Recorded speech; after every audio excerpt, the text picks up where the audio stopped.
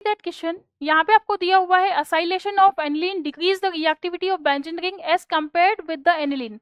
देखिए सबसे पहले असाइलेशन का मतलब ये होता है कि आपने जो यहाँ पे रिएक्शन को लिया है, ठीक है, असाइलेशन, यहाँ पे हमने क्या बनाया, एनिलीन, ठीक है, एनिलीन की रिएक्शन हम लोग करवा रहे हैं असाइलेशन के साथ, मतलब CH3COCl के साथ।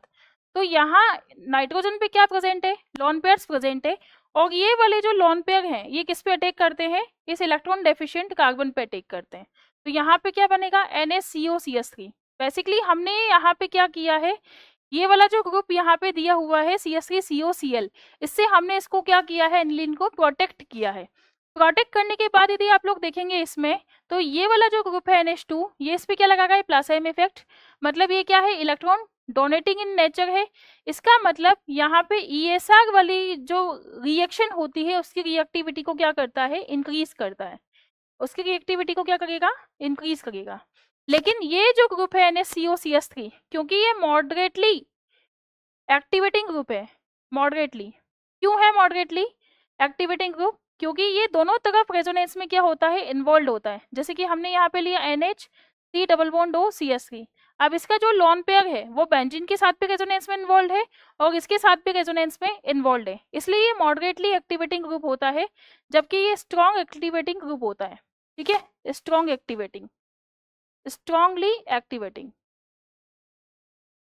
इस वजह से यहाँ पे जो रिएक्टिविटी है वो क्या हो जाती है, कम हो जाती है। रिएक्टिविटी ऑफ ESR मैकेनिज्म, ये क्या हो जाती है, कम हो जाती है। तो ये वाला जो क्वेश्चन है हमारा, यहाँ पे जो आपको दिया हुआ है assertion, acylation of aniline decrease the reactivity of benzene ring as compared with the aniline, yes बिल्कुल सही है, ये क्या है, ट्रू स्टेटमेंट है। दूसरा रीजन आपको यहाँ पे दिया हुआ है, acylation of aniline results in increase the electron density at the benzene ring. देखिए असाइलेशन के बाद यहाँ पे क्योंकि मॉडरेटली एक्टिवेटिंग ग्रुप बन रहा है, इसलिए ये रिंग को कम एक्टिवेट करेगा, इसलिए ये ऑप्शन हमारा क्या हो जाता है, फॉल्स स्टेटमेंट हो जाता है। क्योंकि ESR रिएक्शन की जो एक्टिविटी है वो कौन बढ़ाते हैं, रिएक्टिविटी को जो प्लसेम ग्रुप होते हैं वो बढ़ाते हैं। प्लसेम का मतलब जो इलेक्ट्रॉन डोनेटिंग ग्रुप होते हैं, घटाते कौन है, जिसपे माइनस एम लगा होता है, जो इलेक्ट्रॉन विड्रॉइंग इन नेचर के होते हैं, ठीक है, पहले बात तो ये हो गई।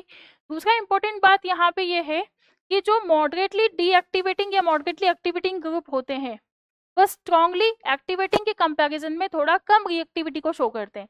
तो यदि हम यहाँ पे रिएक्टिविटी का कंपैरिजन करें, रिएक्टिविटी, तो कौन सा ज्यादा होगा, स्ट्रांगली एक्टिवेटेड जो ग्रुप होते हैं, एक्टिवेटेड, उसकी रिएक्टिविटी ज्यादा होती है कंपेयर टू मॉडरेट की कंपैरिजन में, मॉडरेटली एक्टिवेटिंग के कंपैरिजन में, ठीक है, मॉडरेटली एक्टिवेटिंग के कंपैरिजन में।